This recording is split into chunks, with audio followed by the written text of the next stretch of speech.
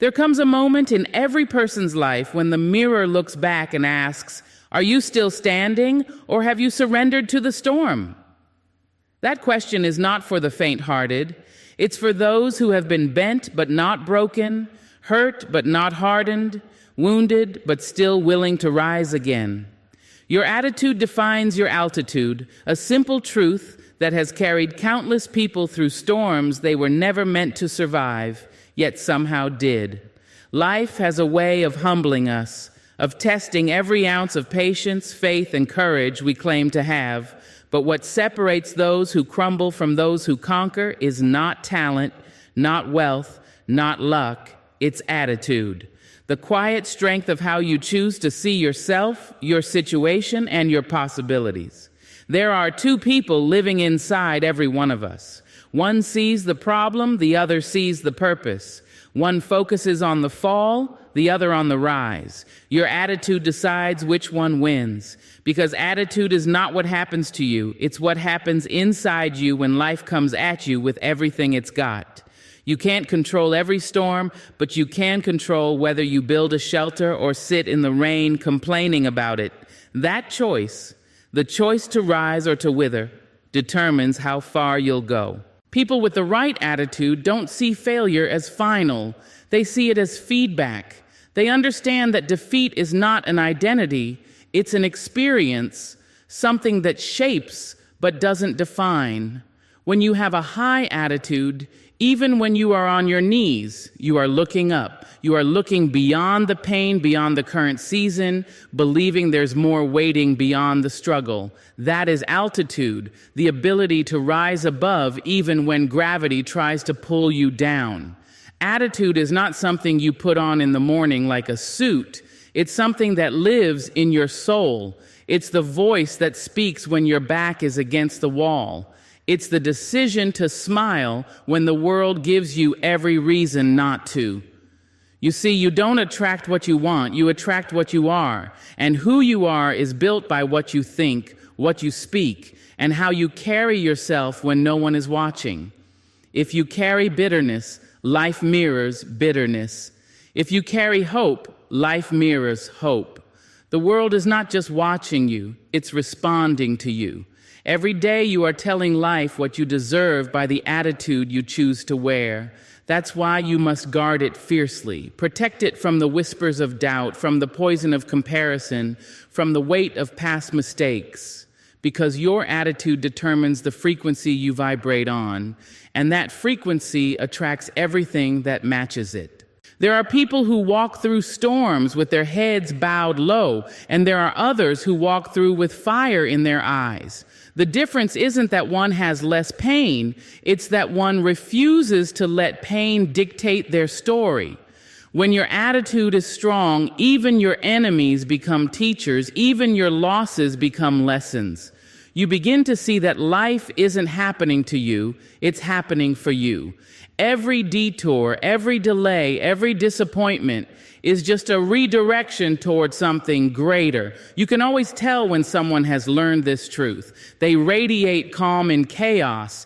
They speak life into darkness. They don't gossip. They don't complain. They don't chase validation because they've learned that peace is too expensive to trade for approval. Their altitude, their ability to stay above negativity, comes from the decision to not let other people's storms pull them down.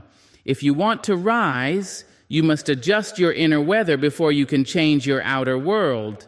You can't plant seeds of doubt and expect a harvest of destiny. You can't keep rehearsing your pain and expect peace to bloom. The way you speak about your life becomes the way you live it. Every I can't becomes a wall. Every I will becomes a bridge.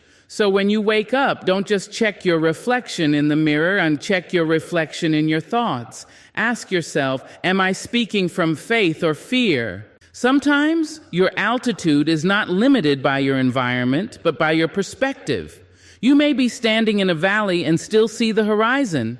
You may be surrounded by difficulty, but still dream of light. That's what attitude does. It transforms limitations into ladders. It doesn't deny the mountain, it simply believes it can climb it. People will often tell you to be realistic, but realism without faith is just another name for surrender. The world doesn't need more realists. It needs believers who see beyond the visible, who act as if the miracle has already happened. The people who fly high in life aren't the ones with perfect conditions. They're the ones who created wind when there was none. They didn't wait for the sky to clear. They rose through the storm. That's altitude born from attitude. When you believe in yourself, something powerful happens. The energy you release becomes contagious. Others start to believe too. Doors begin to open not because the world changed, but because you did. The higher your attitude, the more light you see. The more light you see, the more opportunities you attract. Your outer life is simply a reflection of your inner elevation. Think about it. When a plane takes off, it faces the wind, not away from it. The resistance is what gives it lift.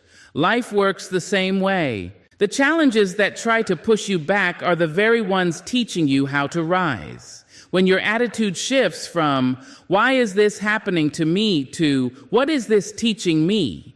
You stop being a victim of your circumstances and become a master of them. And here's the truth. Every successful person you've ever admired once stood exactly where you are, unsure, afraid, uncertain of their next move. What made them rise wasn't that life was easier for them. It was that they refused to bow to fear. They looked at the storm and said, I'll find a way. That's the spirit that moves mountains. That's the altitude of champions. You may not be able to control the way life unfolds, but you can always control how you respond. You can choose patience over panic, wisdom over worry, faith over fear. Every choice you make lifts or lowers your altitude. And the higher you rise, the smaller your problems appear. Attitude is the bridge between your dreams and your destiny. It's what keeps you steady when everything else shakes. The truth is, your future isn't waiting on your luck or your background. It's waiting on your mindset. The world bends to those who believe deeply in their power to rise. So hold your head high. Speak life into your days. Walk with the quiet confidence of someone who knows they are guided, guarded, and growing. Because when your attitude is right, the impossible becomes possible. When your heart stays open, the world opens too. And no matter how fierce the storm, no matter how heavy the weight, you'll always find a way to rise. Not because the path is easy, but because your spirit was never meant to crawl. It was built to soar. Pain is a teacher, not a punishment. Those words carry a truth that most people only learn after their hearts have been broken, after their dreams have been delayed, or after they've walked through a valley so dark they could barely see their own reflection. Pain has a way of finding us when we least expect it. It doesn't knock politely. It doesn't ask permission. It enters our lives like a storm, shaking everything we thought was stable. Yet what we often fail to realize is that pain doesn't come to destroy us. It comes to develop us. It doesn't visit to take something away. It arrives to reveal something within. When life hurts, our first instinct is to run. We numb, we distract, we deny. We think that escaping pain will preserve our peace, but it only delays our growth. Because hidden inside every heartbreak, every failure, every tear is a sacred lesson waiting to be understood. Pain is not a punishment from the universe. It is an invitation to awareness. It asks us to pause, to look deeper, to listen closer to the whispers of our own soul. Every scar you carry has a story, and that story is not one of defeat, but of becoming. Think back to the moments that changed you, not the easy ones, but the ones that broke you open. You didn't learn your strength when everything was going right. You learned it when everything was falling apart. You didn't discover your patience in seasons of comfort. You found it in moments where all you could do was wait. That's the curriculum of pain. It teaches you what comfort never could. Pain has a way of stripping away the unnecessary.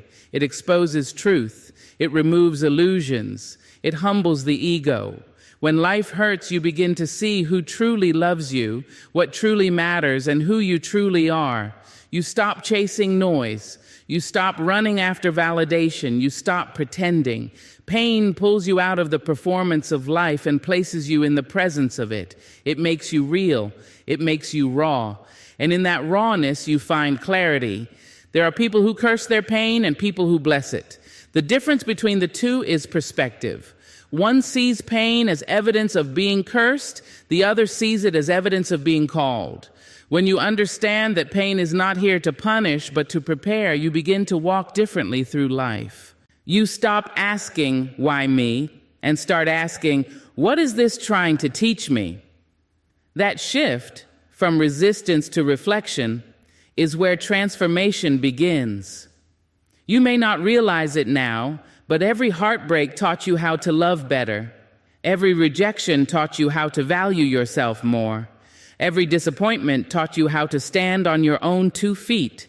Pain refines the soul the way fire refines gold, not to destroy its worth, but to reveal its purity. Without fire, gold remains dull. Without pain, purpose remains hidden. There will be moments when the lesson seems cruel, moments when the tears blur your vision and your faith feels thin. In those times, remember that teachers are not always gentle, but they are always purposeful. Pain doesn't speak in comfort, it speaks in truth. It will keep repeating the same lesson until you learn it. The people who hurt you will mirror the boundaries you haven't built.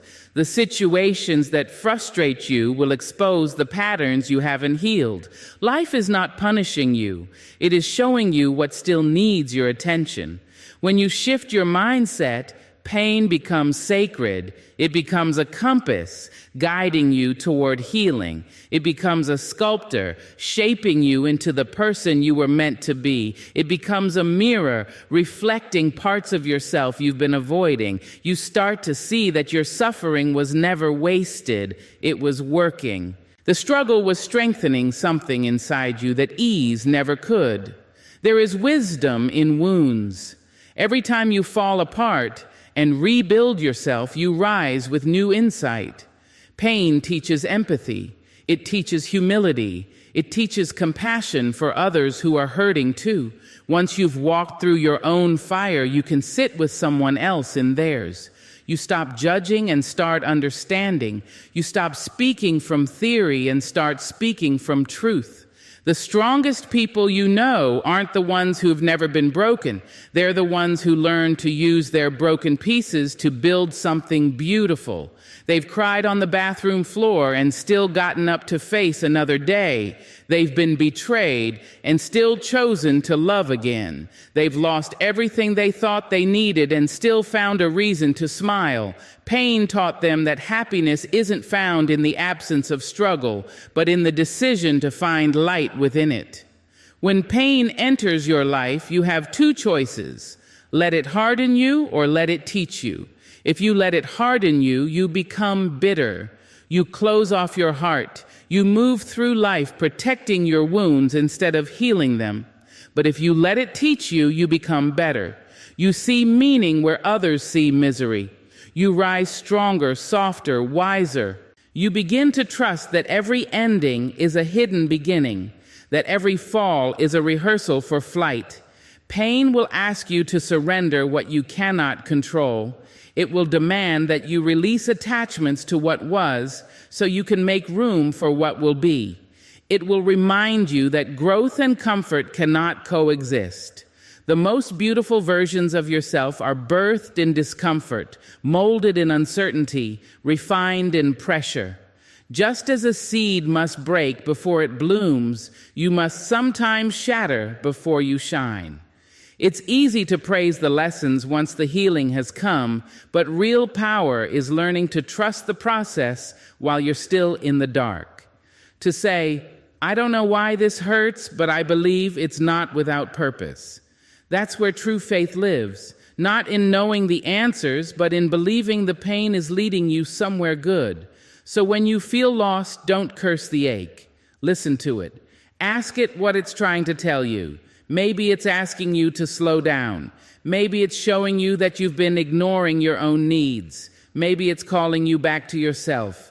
Pain always carries a message, but you must be still enough to hear it. Time will pass, the wounds will heal, and one day you'll look back and realize that the pain you once thought would destroy you was actually rebuilding you.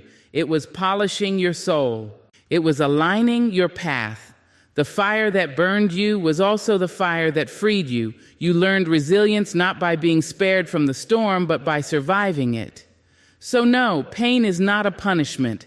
It is a wise, sometimes harsh, but always honest teacher. It doesn't come to break you. It comes to awaken you, to remind you that strength is not born in sunshine. It's forged in shadow, to teach you that you can lose everything and still not lose yourself.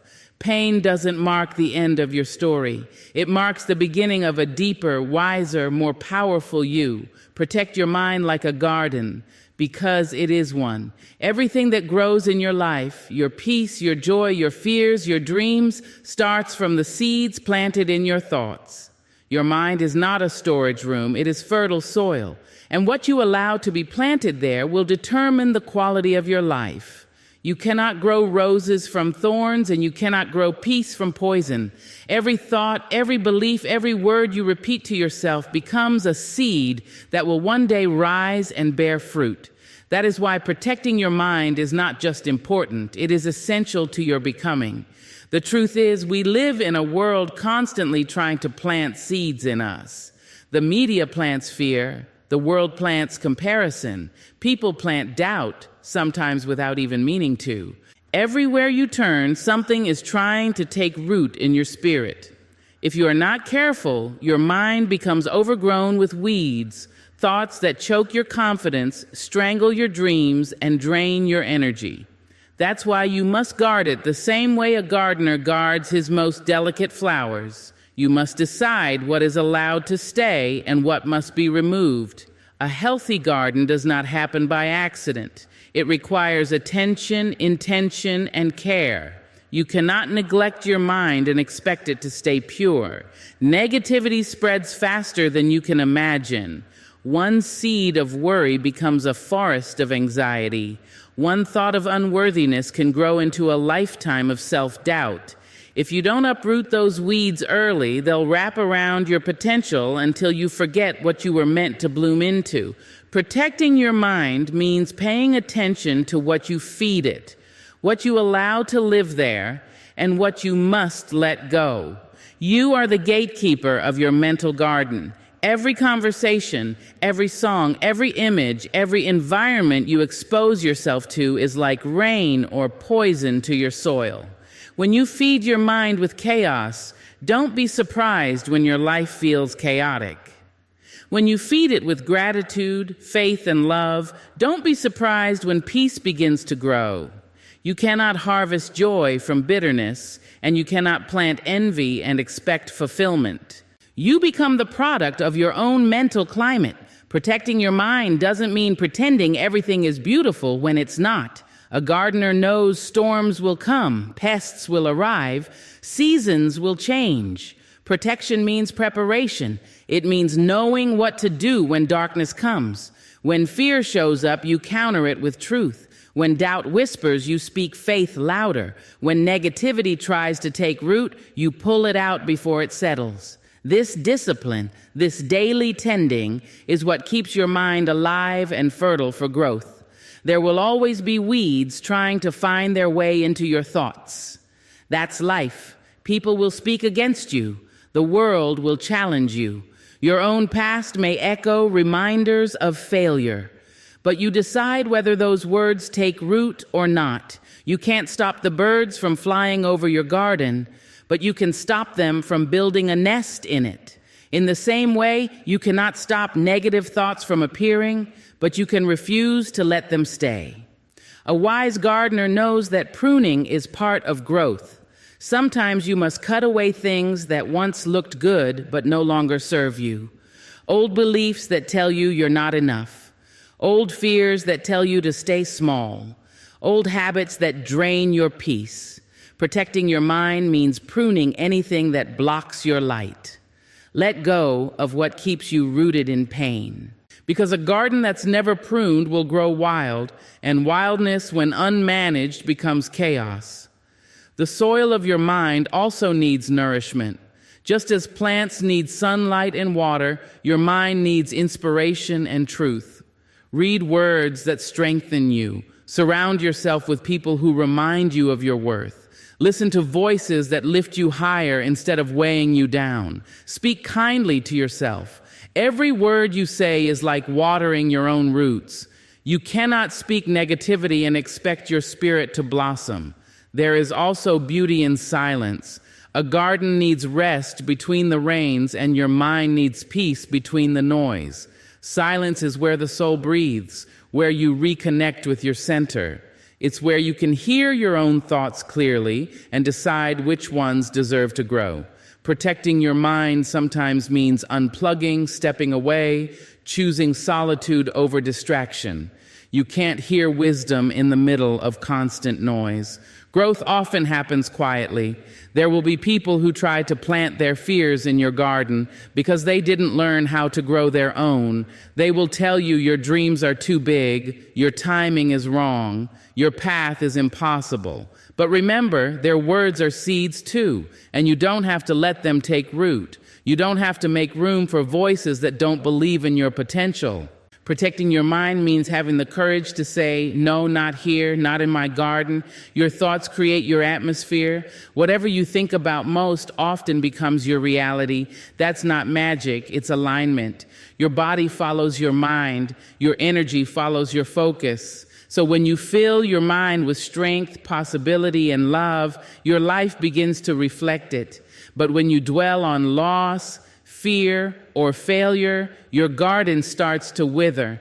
Protecting your mind is not just about removing the bad, it's about nurturing the good until it outgrows the darkness. There's also a rhythm to mental gardening. You don't plant today and harvest tomorrow. Growth takes time. Healing takes patience. You may not see the results immediately, but something is happening beneath the surface. Every time you replace a negative thought with a positive one, you're cultivating new roots. Every time you choose peace over panic, you're strengthening your soil. Every time you practice gratitude, you're expanding your inner light. Growth is quiet but steady. You may not see it daily, but one day you'll look around and realize that what once looked barren now blooms with life. Protecting your mind also means protecting your imagination. Your dreams are seeds too. If you constantly expose your imagination to fear, you'll shrink your vision. But if you feed it with faith, it will flourish. Don't limit what you can create by watering doubt. Believe in possibilities the way a gardener believes in spring after winter. You may not see the flowers yet, but you trust they're coming.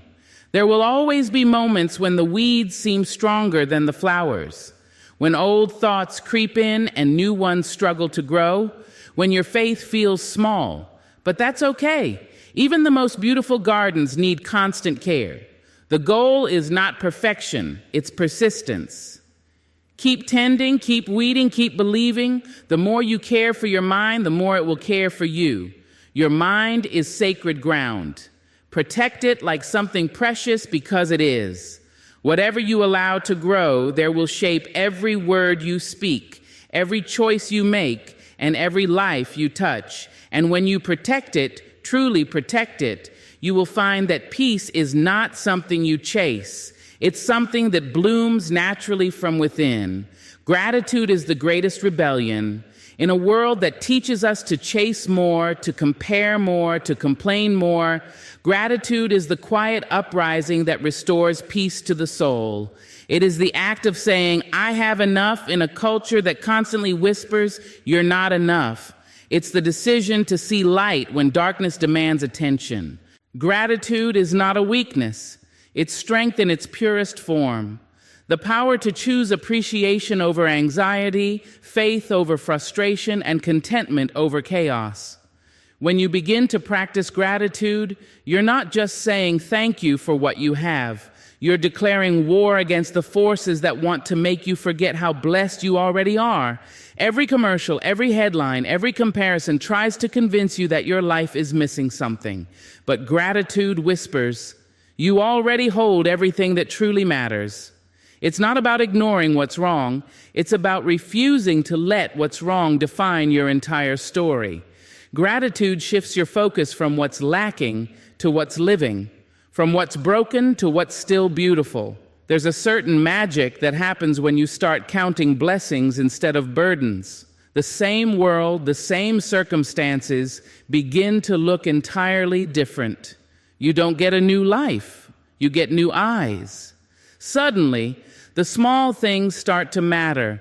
The morning light on your face, the laughter of someone you love, the food on your table, the fact that you woke up at all.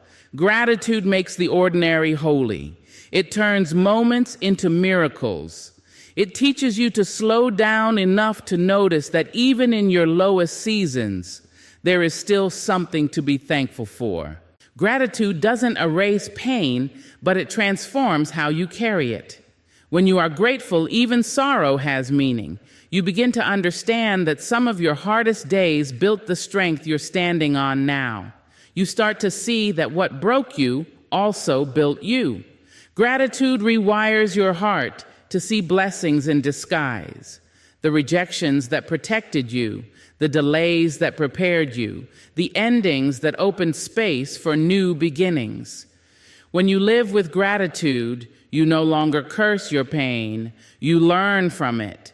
You see that every trial was a teacher and every detour was divine direction. But make no mistake, gratitude is not passive. It's not sitting quietly and pretending everything is fine. Gratitude is active resistance against negativity. It's standing tall in the middle of difficulty and still finding something to praise. It's the inner voice that says, I may not have all I want, but I have what I need to begin again. Gratitude is defiance in its most beautiful form. It's refusing to let bitterness take root. It's a rebellion against fear, scarcity, and self-pity. The ungrateful heart is easily manipulated by the world because it's always searching for something outside itself to feel whole. Gratitude breaks that cycle. It brings you back home to yourself. It reminds you that you don't need validation, applause, or perfection to be fulfilled. When you are grateful, your spirit becomes untouchable. You stop competing, you stop rushing. You start living from abundance instead of lack. The noise of the world fades because your soul has found something louder, peace. You can always tell when someone has learned gratitude deeply. Their presence feels calm. Their words carry grace. They don't complain as much because they see purpose in everything. They don't chase every trend or beg for recognition. Gratitude grounds them. It gives them roots that go deep. So when life's winds blow, they bend but don't break. They understand that happiness is not a destination. It's a practice, a perspective, a way of seeing. Gratitude also changes your relationships. When you live with a thankful heart, you stop expecting people to be perfect.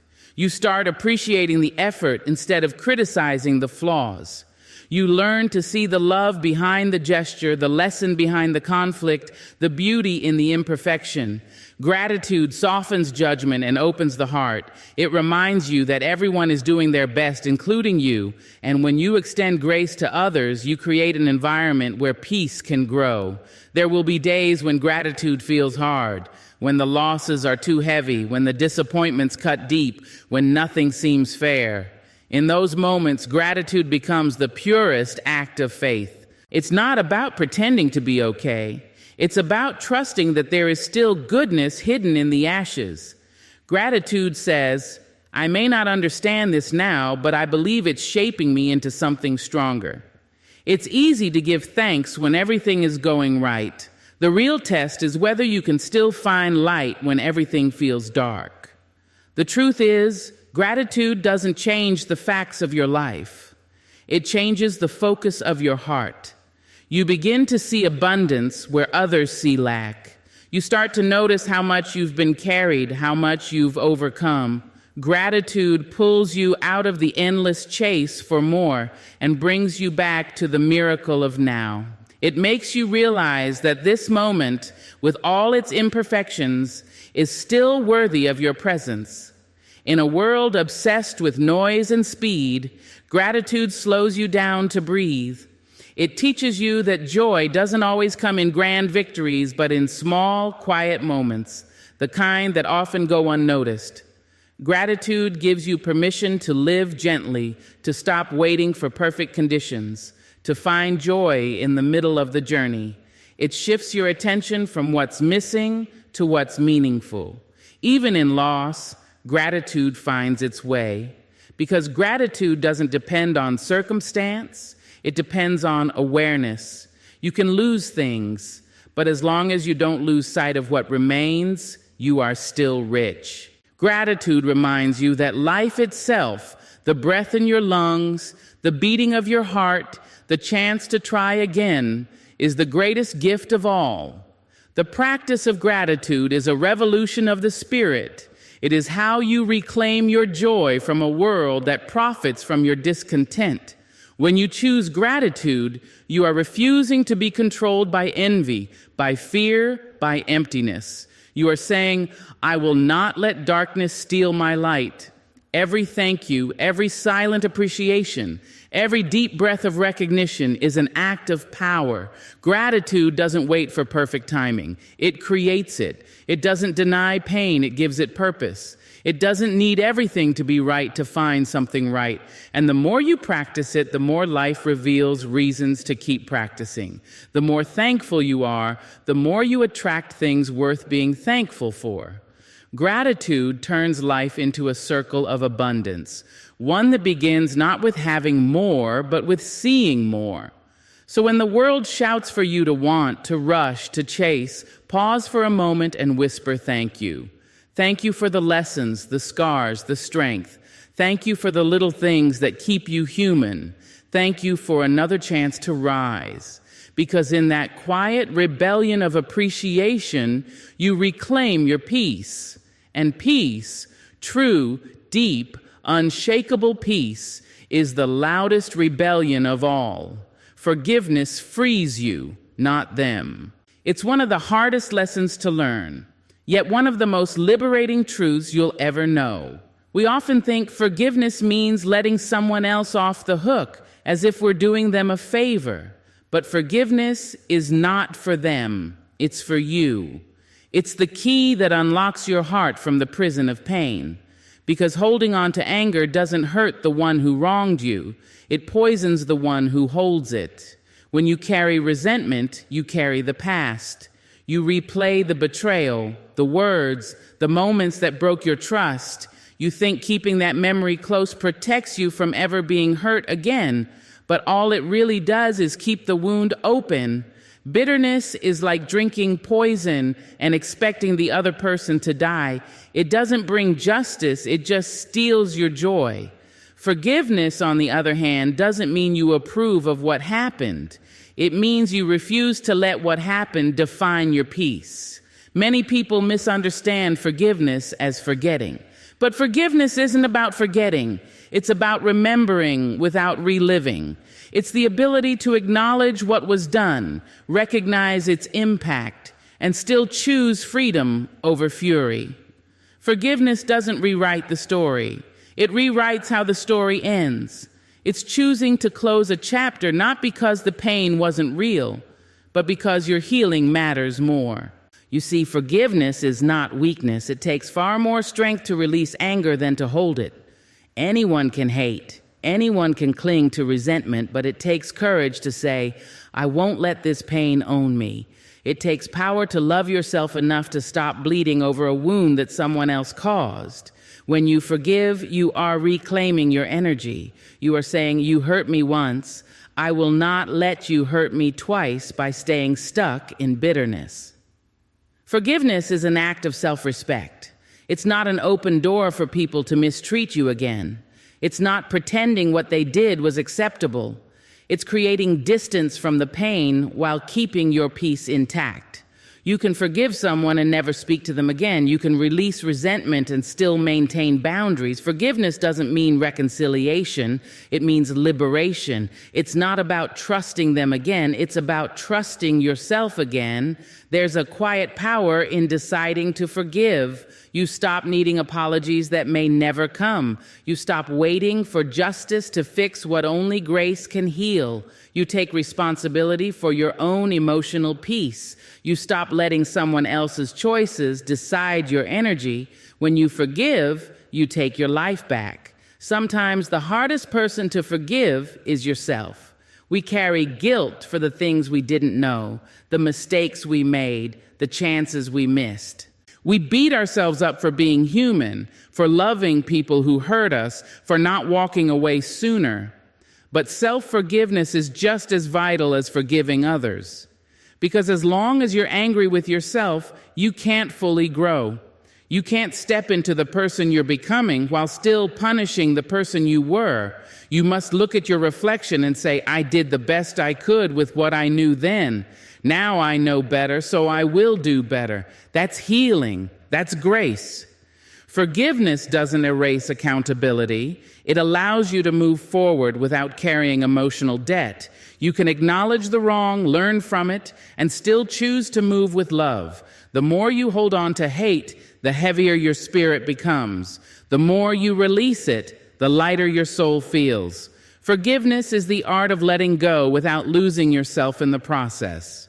When you refuse to forgive, you give the past power over your present. You let the person who hurt you keep living rent-free in your mind. They go on with their life while you're still stuck reliving the moment they caused you pain. Forgiveness cuts that cord. It ends the cycle. It says, you no longer control how I feel. That's the freedom that comes when you stop needing closure from others and start creating it for yourself. Sometimes the person you need to forgive will never understand the damage they caused. They may never say sorry. They may never change. But forgiveness doesn't depend on them. It depends on you. It's your choice to heal even when the apology never arrives. It's your decision to stop waiting for someone else to make peace with your pain. You don't need their words to close your wound. You only need your willingness to let go. Forgiveness is not instant. It's a process. Some days you'll feel like you've moved on, and others you'll feel the sting all over again. That's okay. Healing is not linear. Every time you choose to release a little more anger, you're freeing a piece of yourself. Every time you choose peace over revenge, you're rebuilding your strength. Forgiveness grows in layers, one breath, one choice, one moment at a time. There's a quiet transformation that happens when you finally forgive. The memories remain, but the pain loses its grip. You begin to see that forgiveness is not about the past. It's about the future. It's about creating space in your heart for new joy, new trust, new beginnings. You can't receive peace with clenched fists. You must open your hands, release what hurts, and make room for what heals. Forgiveness is an act of love, not for others, but for yourself. It's giving yourself permission to move forward without dragging chains behind you. It's deciding that your well-being matters more than your pride, because revenge may satisfy the ego, but forgiveness nourishes the soul. It gives you back your smile, your rest, your freedom to love again. When you forgive, you stop defining yourself by what happened to you and start defining yourself by how you rose above it. You turn your pain into wisdom, your wounds into wings. Forgiveness is not the end of justice. It's the beginning of peace. It's not saying you were right. It's saying I'm free. There will always be people who can't understand why you forgive. They'll call it weakness. They'll tell you to hold your grudge like armor. But forgiveness is not surrender. It's sovereignty. It's you standing tall, unchained, no longer ruled by the past. It's not about who deserves forgiveness. It's about who deserves freedom, and that person is you. You forgive because you value your heart more than your hurt. You forgive because peace feels better than anger. You forgive because you've realized that carrying pain is too heavy for a soul meant to fly. Forgiveness doesn't erase the past. It transforms it into a lesson. It reminds you that even in betrayal, you can still choose love. Even in loss, you can still choose life. And maybe that's the deepest truth of all. Forgiveness doesn't change what happened, but it changes what happens next. It doesn't rewrite the story, but it writes a new ending, one where you are no longer a prisoner of pain, but the author of peace.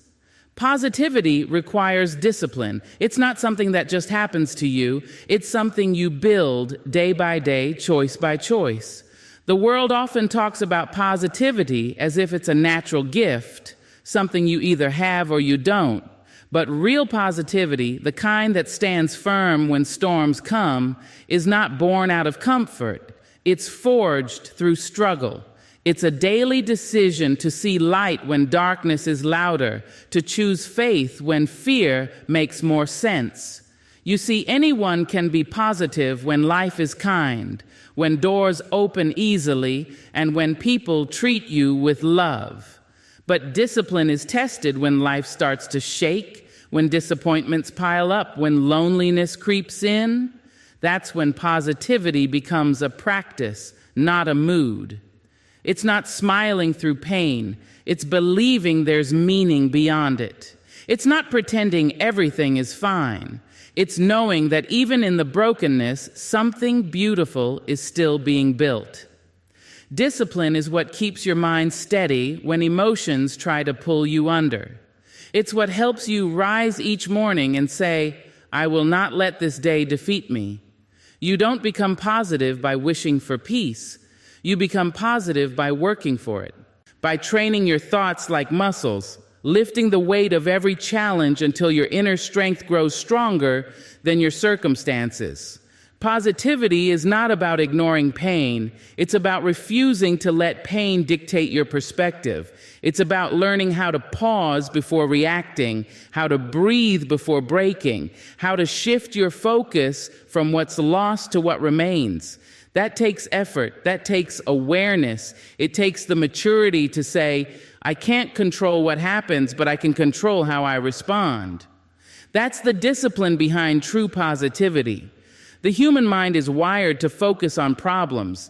It's a survival instinct. But positivity is not survival. It's creation.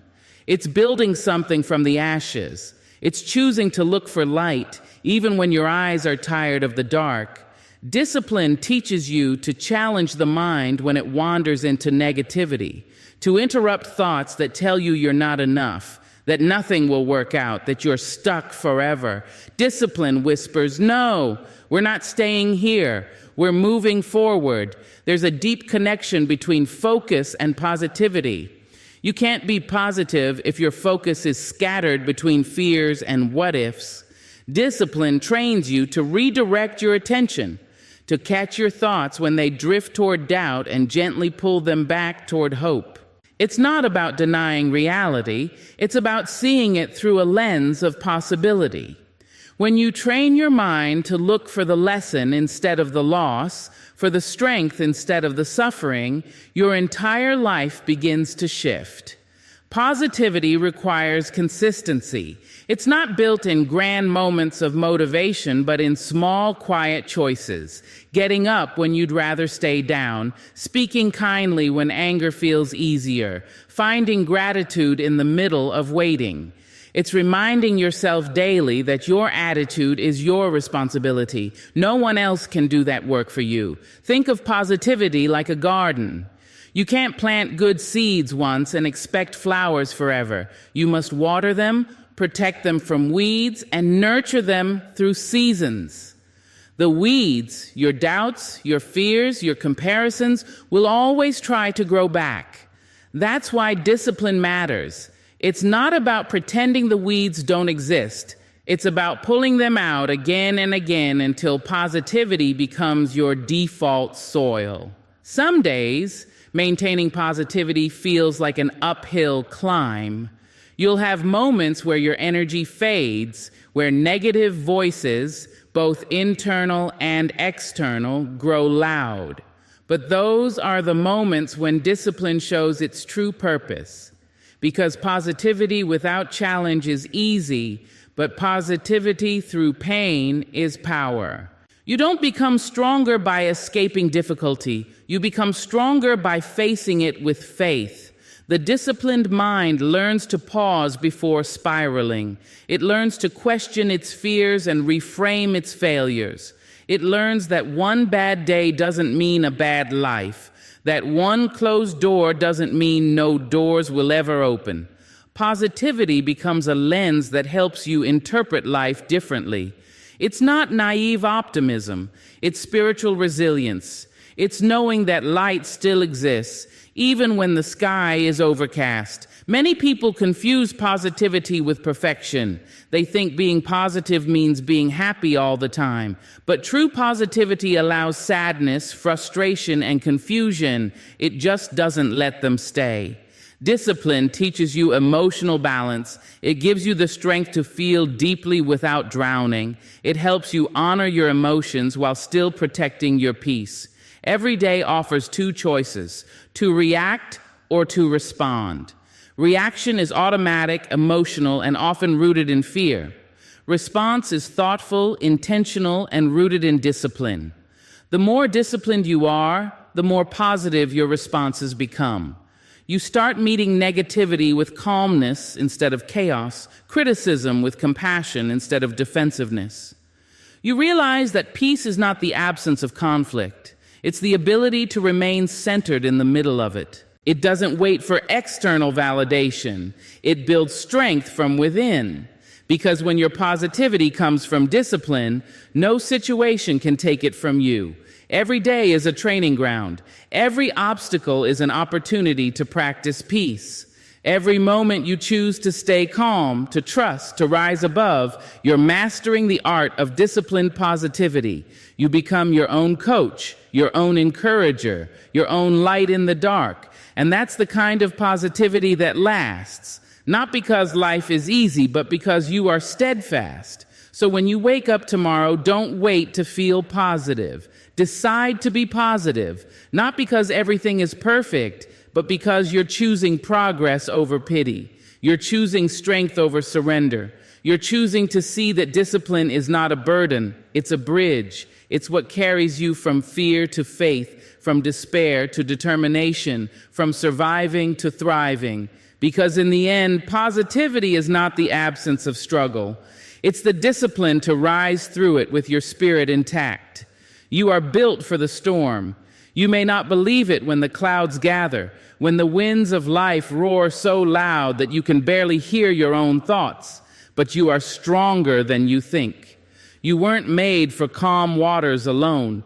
You were designed to withstand waves, to rise again after every fall, to bend but never break. The storm doesn't come to destroy you, it comes to reveal what you're made of. Life has a way of testing our foundations. When everything feels steady, we often don't realize the depth of our own strength. But when the ground shakes, when people leave, when plans crumble and dreams feel distant, that's when the truth shows up. That's when you find out that your spirit has roots deeper than the storm. You discover that there's a part of you that refuses to surrender, that no wind can uproot. That part of you is your power. Storms don't ask for permission. They arrive suddenly, sometimes without warning. They bring confusion, pain, and change. But what if the storm isn't a punishment? What if it's preparation? What if the chaos that scares you is shaping you into someone wiser, more grounded, more courageous than you were before? The greatest transformations often happen when life seems to fall apart. It's in the breaking that you rebuild stronger. When you're in the middle of a storm, it's easy to feel forgotten, to think the calm will never return. But the truth is, even the fiercest storm eventually runs out of rain. The sky will clear, the winds will soften, and you'll realize you've become someone new, someone unshakable. The strength that once felt out of reach will now live within you.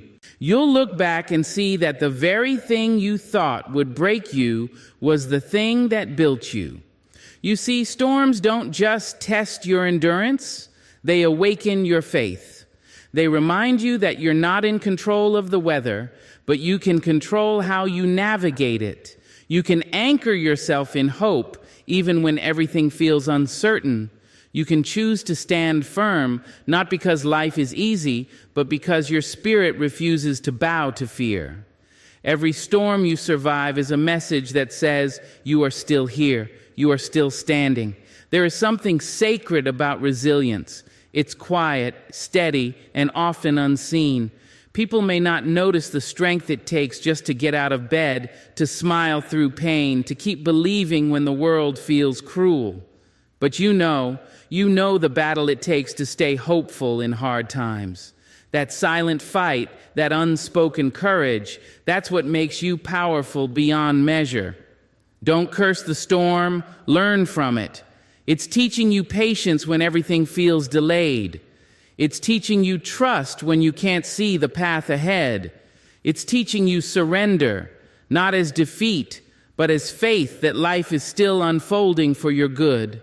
Sometimes the rain is necessary to wash away what no longer serves you. Sometimes the thunder wakes up the strength that comfort made you forget. The storm also reveals who truly stands with you. When the skies darken, fair weather friends often disappear. But the real ones, the souls who hold your hand through the wind, those are the ones who deserve your love and loyalty. Storms strip away illusion. They leave behind truth. And that truth, no matter how hard, is freedom. You must remember that you carry light even in the darkest hour. The storm might surround you, but it cannot drown what was built within you. You are not fragile. You are forged. The same way gold is refined by fire, your spirit is refined by adversity. Every trial, every tear, every setback is molding you into someone unbreakable. You are not falling apart. You are being remade. There will be moments when you want to give up, when the noise feels too loud and the pain too heavy. But this is not the end of your story. This is the chapter where you learn your own strength. Keep moving, even if it's slow. Keep believing, even when you can't see the shore. Every step you take through the storm is proof of your endurance. You are not powerless, you are persistent. And persistence always finds peace. Think about how nature works. The strongest trees aren't those grown in perfect weather. They're the ones that have faced years of wind and rain. Their roots run deep because they had to hold on when everything around them was shaking. You are no different. Life's storms are not sent to destroy you. They are sent to deepen you. Every challenge is digging your roots deeper into wisdom, resilience, and grace. When you finally come out on the other side, and you will, you'll carry something precious with you. Perspective, strength, gratitude. You'll see life differently. You'll appreciate calm more deeply, love more fiercely, and walk more humbly. You'll understand that storms are temporary, but what they leave behind is eternal. So when the next storm comes, don't fear it. Stand tall. Remind yourself, I've been through worse. I've survived before, and I'll survive again. The storm may roar, but it cannot outlast your faith. You've been built for endurance, for transformation, for victory. The same Creator who gave you breath gave you resilience. That's not an accident, it's a design. Your heart may bend, but it won't break. Your faith may tremble, but it won't fail. You are built for this. Every challenge, every heartbreak, every uncertain night. The storm might test your strength, but it cannot take your spirit. You were born with everything you need to make it through. And when the rain stops, when the sky clears, and you look around at all you've overcome, you'll realize something powerful. The storm didn't defeat you. It revealed you. It showed you who you are, what you carry, and how unstoppable you can be. You are built for the storm, not to merely survive it, but to rise from it, stronger, wiser, and ready for whatever comes next. When the night feels too long and your heart too heavy, remember this: you were never meant to live as a victim of circumstance. You were born to be a creator of light. Keep your mind lifted. Keep your heart open. And when life asks, "Are you still standing?" you look back and say, "I am not just standing. I am soaring.